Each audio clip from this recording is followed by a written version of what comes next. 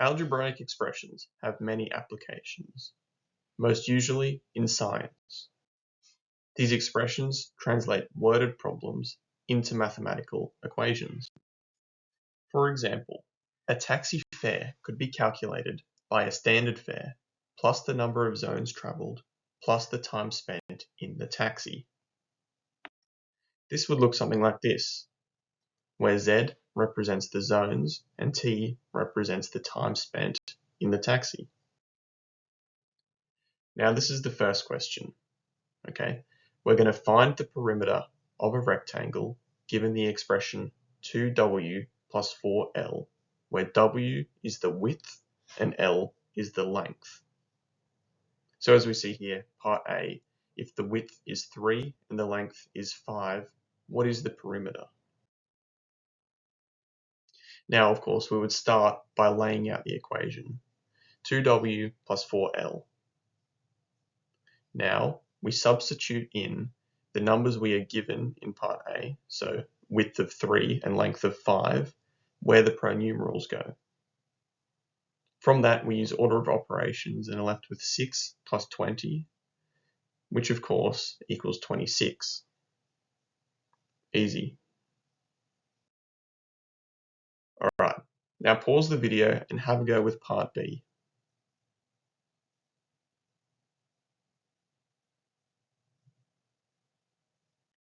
Okay, so like the previous example, we start by substituting the numbers with the pronumerals.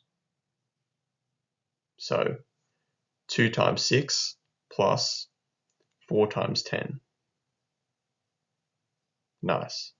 Now, again, we use order of operations to work out this, and are left with 12 plus 40, which of course is 52. Now, the question did not specify any particular unit of measurement, so just 52 is enough for this answer. If you got 52, well done. Now, onto a different style of question. Write the expression for the following. The total volume in litres of juice in F cartons if each carton contains 2 litres. Now let's break that down. The answer is actually rather simple for such a wordy question. Think, we have 2 litres per each carton, and each carton is represented by the pronumeral F, meaning our expression is simply 2 times F, which is just written as 2F. Now, make sure to note somewhere the importance of defining your pronumerals clearly.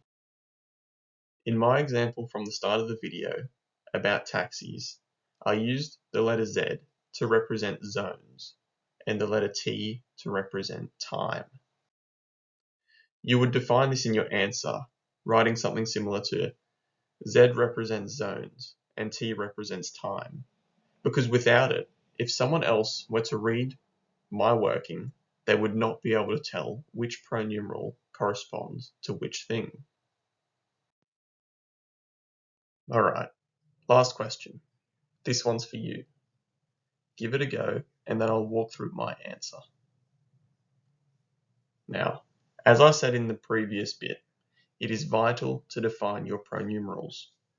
In this case, I've gone with the letter D to represent the number of days.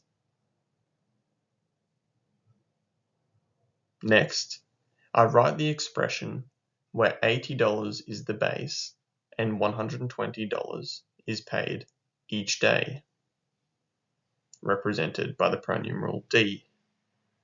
Then I write out the expression and substitute in 3 because we're hiring the boat for 3 days.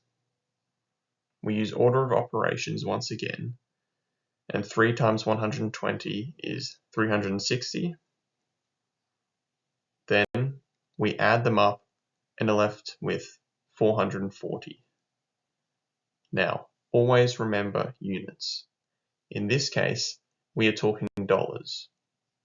So well done if you got $440 as your answer. I hope this video helped you understand the basics of algebraic modelling.